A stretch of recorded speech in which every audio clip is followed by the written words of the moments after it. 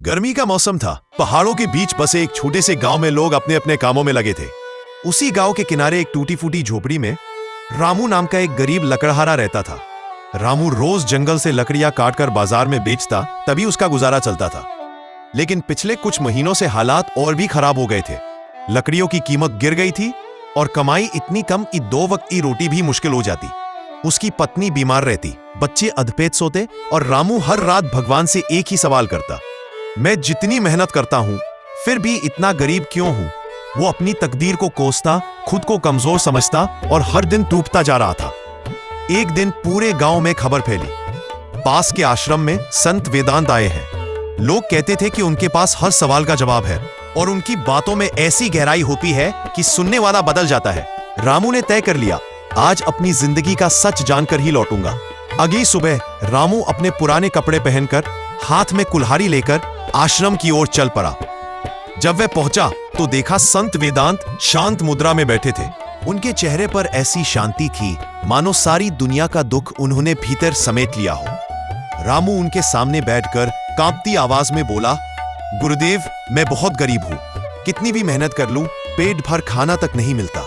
बताइए मैं गरीब क्यों हूं। संत वेदांत मुस्कुराए और बोले, रामू, तुम्हारे सवाल का जवाब तुम्हारे अंदर है, लेकिन समझने के लिए तुम्हें एक यात्रा करनी होगी। क्या तुम तैयार हो? रामू ने तुरंत हां में सिर हिलाया। संत ने कहा, गांव के दूसरे छोर पर एक कुम्हार रहता है, शंकर नाम का। जाकर उससे पूछो वो गरीब क्यों नहीं है, जबकि वह भी मेहनत वाला काम करता है।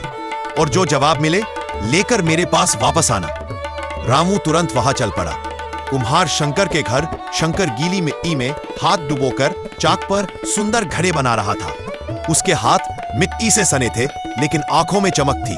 रामू ने विनम्रता से पूछा, भाई, तुम गरीब क्यों नहीं हो? शंकर हंसकर बोला, गरीब? मैं तो बहुत अमीर हूं।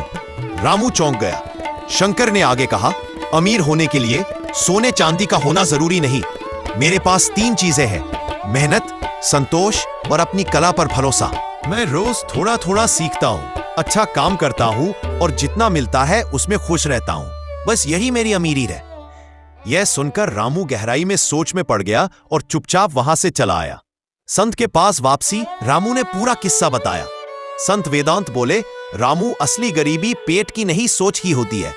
जब इंसान अपनी किस्मत को दोष देने लगता है और अपनी मेहनत पर भरोसा छोड़ देता है, वही उसकी सबसे बड़ी गरीबी है। तुम जंगल जाते हो, लकड़ी काटते हो, पर मन में शिकायत लेकर और शिकायत के साथ किया काम कभी फलता नहीं। जो मेहनत संतोष के बिना होती है वह परिणाम नहीं देती। रामू की आंखें नम पड़ गईं। संत वेदांत ने आगे कहा, तुम्हें 2 चीजें बदलनी होंगी, अपनी सोच और अपनी नीयत।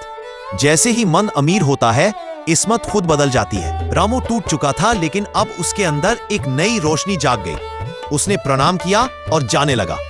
अगले कुछ हफ्तों में बदलाव। रामू ने अपने काम को शिकायत नहीं, श्रद्धा से करना शुरू किया। लकड़ी के छोटे छोटे खिलौने बनाकर बेचने लगा। गांव के बच्चों को वह पेड़ पहचानना सिखाता। किसी की मदद मिलती तो धन्यवाद कहता, शिकायत नहीं करता। धीरे धीरे उसकी कमाई बढ़ने लगी। लोग कहते, रामू के लकड़ी के खिलौने में जान होती है। उसके घर में खुशियां लौट आईं, बीमारी कम हुई, मुस्कान बढ़ गई। 3 महीने बाद रामू फिर से संत वेदांत के पास पहुंचा। इस बार वह साफ कपड़ों में, चेहरे पर आत्मविश्वास के साथ खड़ा था। उसने चरणों में सिर रखकर कहा, गुरुदेव, अब मैं गरीब नहीं हूं। मेरी झोपड़ी वही है, कपड़े वही है, पर मेरा मन अब अमीर है। मैंने शिकायत छोड़ दी और मेहनत को अपनाया। संत मुस्कुराए और बोले, दुनिया का सबसे अमीर आदमी वह है जिसके पास उम्मीद जिंदा हो। कहानी का संदेश गरीबी पैसों की नहीं, सोच की कमी होती है। मेहनत प्लस संतोष प्लस सकारात्मकता इक्वल्स असली अमीरी। जो शिकायत छोड़कर सीखना शुरू कर दे, उसकी किस्मत खुद बदल जाती है।